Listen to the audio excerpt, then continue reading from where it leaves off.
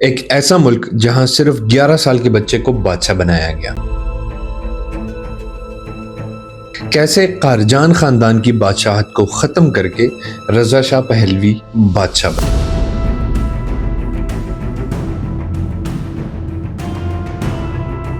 کیسے 21 سال کی عمر میں محمد رضا شاہ پہلوی نے اپنے ہی باپ کے خلاف سازش کر کے ان کو بادشاہت کی تخت سے اتارا۔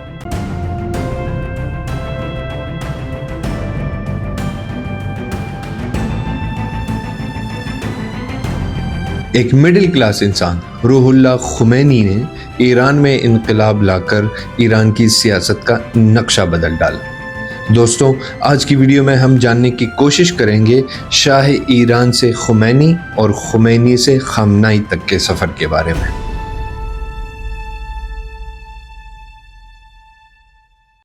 السلام علیکم and welcome to D J Urdu files, آپ کے اپنے چینل پر۔ دوستوں، ایران کے آخری بادشاہ جو قاجار خاندان سے تھا، اس کو صرف 11 سال کی عمر میں بادشاہ بنایا گیا اور اس کا نام تھا احمد شاہ۔ احمد شاہ ایک کمزور اور نااہل حکمران تھا۔ اس کو نہ تو ایران کی سیاست میں کوئی دلچسپی تھی اور نہ ایران کے مسائل سے کچھ لینا دینا تھا۔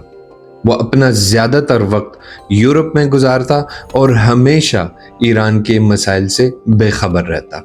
1919 میں ایران کے بادشاہ احمد شاہ نے برطانوی حکومت کے ساتھ ایک کنٹروورشل معاہدہ کیا۔ اس معاہدے کے تحت برٹش گورنمنٹ ایران کو قرضہ اور اسلحہ دیتی، جبکہ اس معاہدے کے بدلے میں برٹش گورنمنٹ ایران کے تمام اہم جتنے بھی محکمے تھے ان کو کنٹرول کرتی۔ یہ ایک بہت ہی کنٹروورشل معاہدہ تھا۔ حالانکہ یہ معاہدہ کبھی نافذ تو نہیں ہوا، لیکن اس معاہدے کی وجہ سے ایرانی لوگ احمد شاہ اور برٹش گورنمنٹ دونوں سے نفرت کرنے لگی۔ اس معاہدے کے ٹھیک 2 سال بعد 1921 میں رضا خان پہلوی نے طاقت کے ذریعے 3000 فوجیوں کے ساتھ مارچ کر کے دارالحکومت پر قبضہ کر لیا۔ دوستو، رضا خان پہلوی ایک معمولی افسر تھا، لیکن وہ اپنی بہادری کی وجہ سے مشہور تھا۔ یہ وہی رضا خان جو بعد میں رضا شاہ پہلوی کہلائے۔ 1925 میں باقاعدہ طور پر ایوان بلا کر قاجار خاندان کے آخری بادشاہ اور فرمانروا احمد شاہ کو معزول کیا گیا اور اس کی جگہ محمد رضا خان پہلوی کو ایران کا بادشاہ مقرر کر دیا گیا، اور اس طرح ایران میں پہلوی خاندان کا دور شروع ہوا۔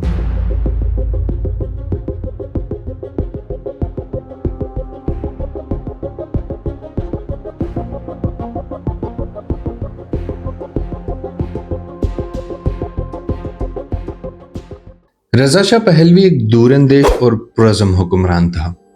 وہ ایران کو جدید اور ایک ترقی یافتہ ملک بنانا چاہتا تھا۔ اس نے اپنے 16 سالہ دور حکومت میں بہت سے اصلاحات کیے، لیکن کچھ اصلاحات ایسی تھی جن سے ایرانی عوام خوش نہیں تھی۔ اس نے اپنے دور حکومت میں ایران میں جدید طرز پر سڑکیں، ریلوے ٹریکس اور پل تعمیر کرائے۔ اس نے ایک مضبوط فوج بنائی۔ اس کا خیال تھا کہ اگر فوج مضبوط نہیں ہوگی تو مرکز میں حکومت نہیں چلائی جا سکتی۔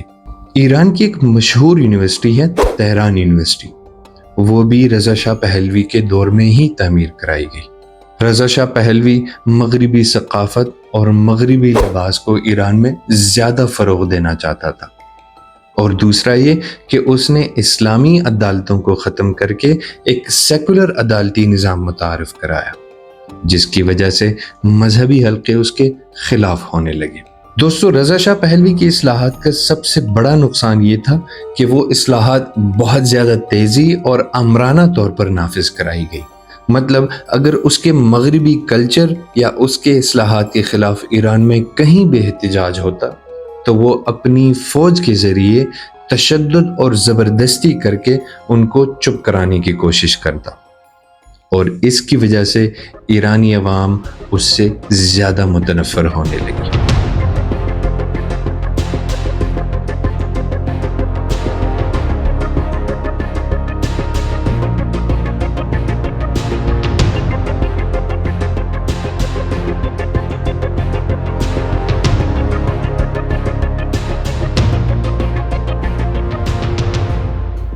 सेकेंड वर्ल्ड वार के दौरान ईरान न्यूट्रल था, उसने किसी भी मुल्क का साथ नहीं दिया, लेकिन ब्रिटिश और सोवियत यूनियन जो उस वक्त तक इत्तेहादी बन चुके थे, उन्होंने ईरान को न्यूट्रल रहने की सजा दी। वो ईरान की रेलवे लाइन अपने फौजियों तक सामान पहुंचाने के लिए इस्तेमाल करना चाहते थे।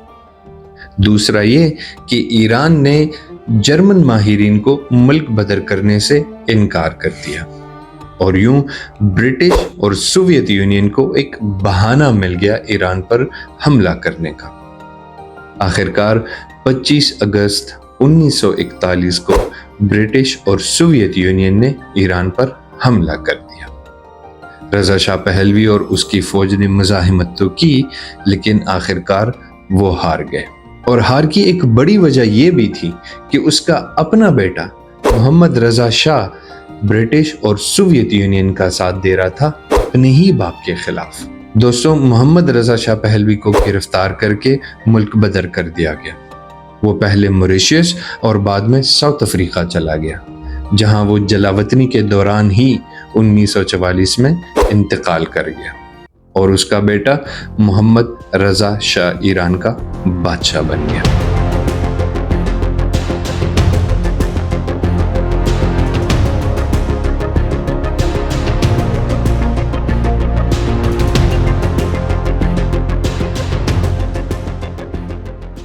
दोस्तों, आखिरकार 16 अक्टूबर 1941 को रज़ा पहलवी ने ईरान का तख्त संभाला।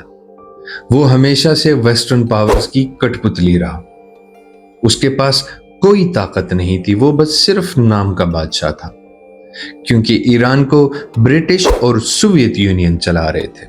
1944 तक ईरानी अवाम बादशाह, ब्रिटिश और सोवियत यूनियन की तर्ज हुक्मरानी से उकता चुके थे और पहली दफा ईरान में हकीकी इंतखाबात हुए।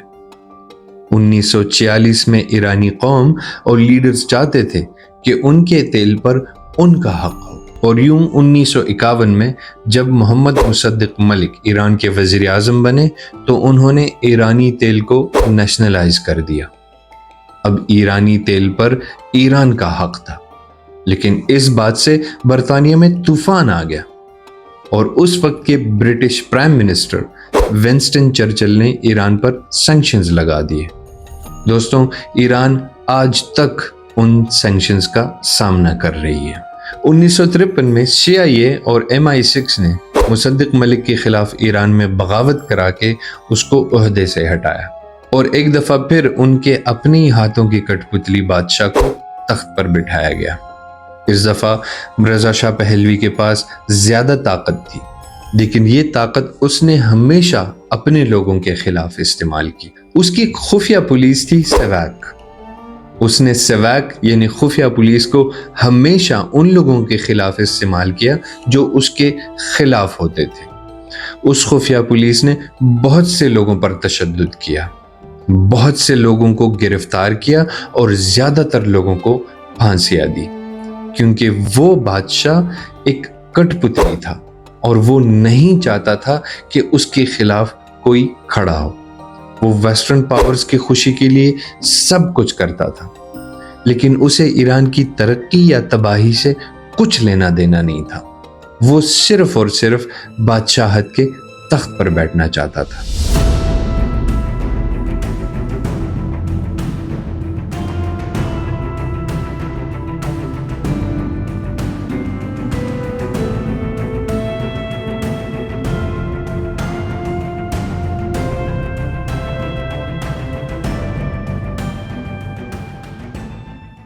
1960 में एक मिडिल क्लास फैमिली से ताल्लुक़ रखने वाला रूहुल्लाह खुमैनी ने शाह के मज़ालिम को देखते हुए उनके खिलाफ बयानात शुरू कर दिए।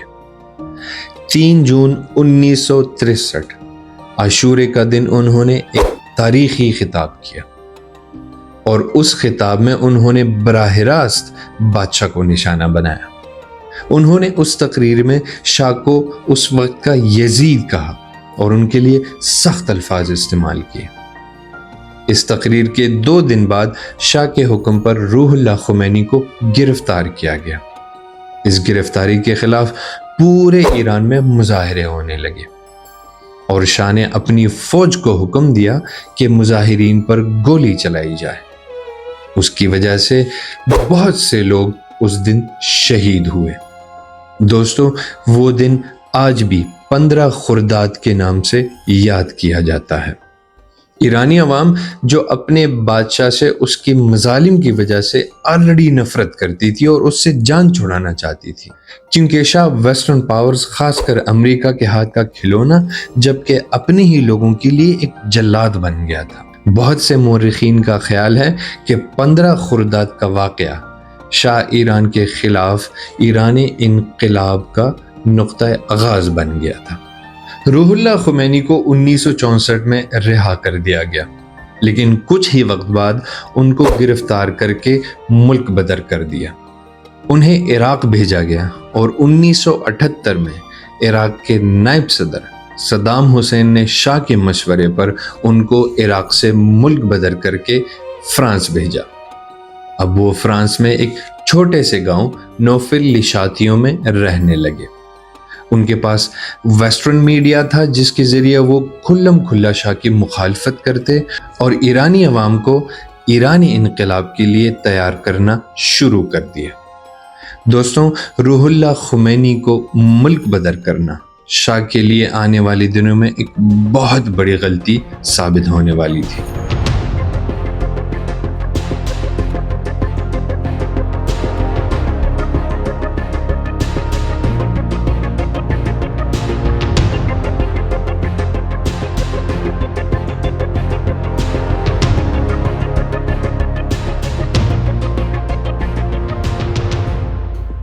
انیس سو 71 میں پرشین امپائر کو 25 سال پورے ہونے والے تھے۔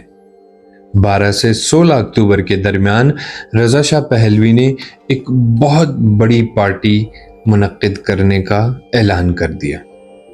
اس پارٹی کے لیے پورا ایک شہر بنایا گیا خیموں کا، اور اس کو نام دیا گیا گولڈن سٹی۔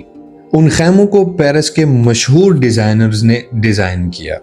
اس وقت مہمانوں کے لیے تقریباً 50 خیمے لگائے گئے اور ان خیموں میں ضرورت کے مطابق ہر چیز مہیا کی گئی، اور ان خیموں کے سینٹر میں ایک بہت بڑا خیمہ بنایا گیا جس میں ایک وقت پر تقریباً 600 بندے کھانا کھا سکتے تھے۔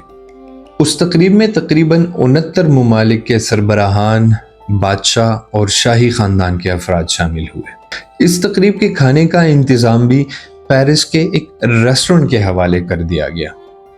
200 سے زیادہ شیف اور ویٹرز کو پیرس سے بلایا گیا، جو اپنے ساتھ 15 ٹن کھانا اور قیمتی شراب لے کر آئے۔ مہمانوں کو سونے اور چاندی کے برتن میں کھانا کھلایا گیا۔ دوستوں، اس تقریب پر ہونے والے اخراجات کا کوئی سرکاری ریکارڈ تو موجود نہیں ہے، لیکن اندازے کے مطابق ان 4 دنوں کی تقریب پر $200 ملین سے زیادہ خرچ کیا گیا۔ یہ وہ وقت تھا جب ایران کی آدھی عوام بے روزگاری اور غریبی کی وجہ سے روزمرہ سہولیات سے بھی محروم تھی۔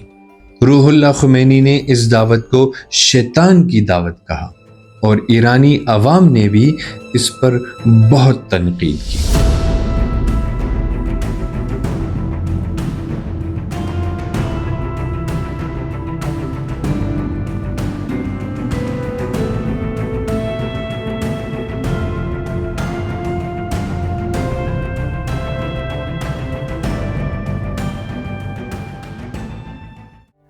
دوستوں، اس شاہی تقریب کے ٹھیک 7 سال بعد ایرانی عوام اپنے بادشاہ کے خلاف سڑکوں پر نکلنا شروع ہوئی۔ ایرانی عوام بنیادی سہولت نہ ہونے کی وجہ سے بادشاہ سے نفرت تو کرتے تھے، لیکن اس شاہی تقریب نے جلتی پر تیل کا کام کیا۔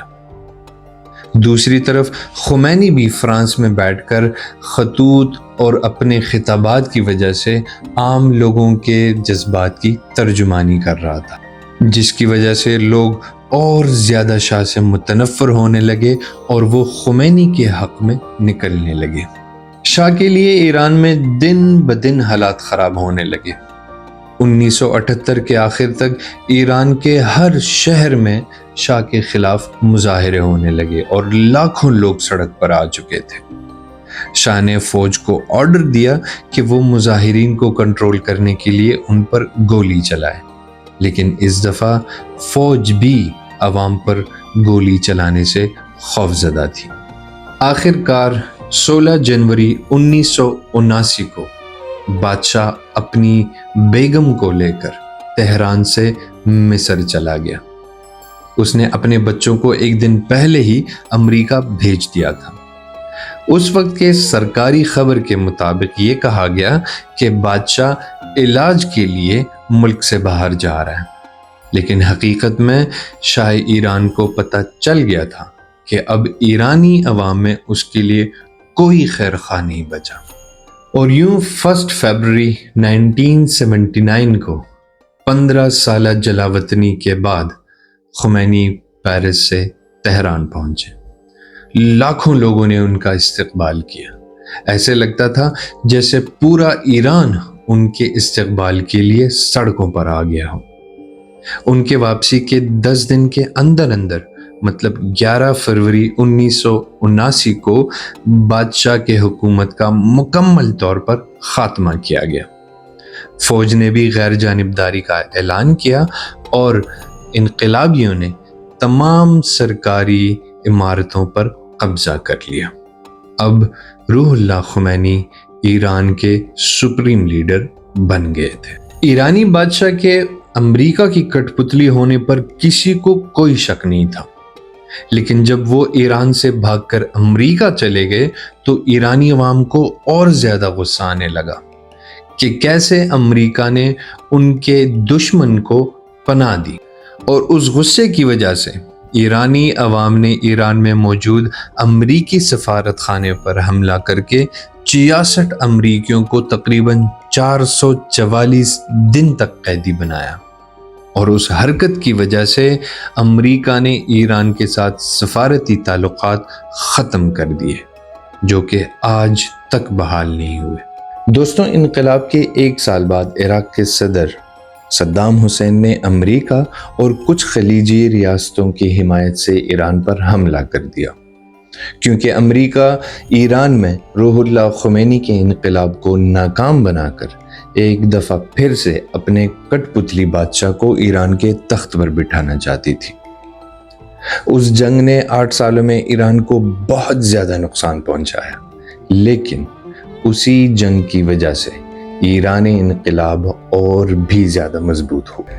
3 جون 1989 مطلب 1989 کو روح اللہ خمینی کا انتقال ہوا۔ ان کے جنازے میں بہت زیادہ لوگ شریک ہوئے۔ کہا جاتا ہے کہ شاید ہی تاریخ میں اتنا بڑا جنازہ کسی اور کا ہوا ہو۔ آیت اللہ علی خامنۂ روح اللہ خمینی کے شاگرد تھے۔ وہ عراق جنگ کے دوران کافی بہادری کے ساتھ لڑے۔ انہوں نے شاہ کی بھی ڈٹ کر مخالفت کی۔ شاہ کی خفیہ پولیس سیواک نے ان کو کئی بار گرفتار کر کے ان پر تشدد کیا۔ 1981 میں آیت اللہ علی خامنۂ پر قاتلانہ حملہ ہوا۔ وہ اس حملے میں بچ تو گئے، لیکن ان کا دایاں بازو ہمیشہ کے لیے مفلوج ہو گیا۔ 28 فروری 2026 کو رمضان کے مہینے میں امریکہ اور اسرائیل نے ایران پر ایک ٹارگیٹڈ حملہ کر کے آیت اللہ علی خامنۂ کو شہید کر دیا۔ ایک دفعہ پھر ویسٹرن پاورز نے ایران کو تہس نہس کرنے کی قسم کھائی ہے۔ اسرائیل کی ہٹ درمی کی وجہ سے آج پورا خلیج میدانی جنگ بن چکا ہے۔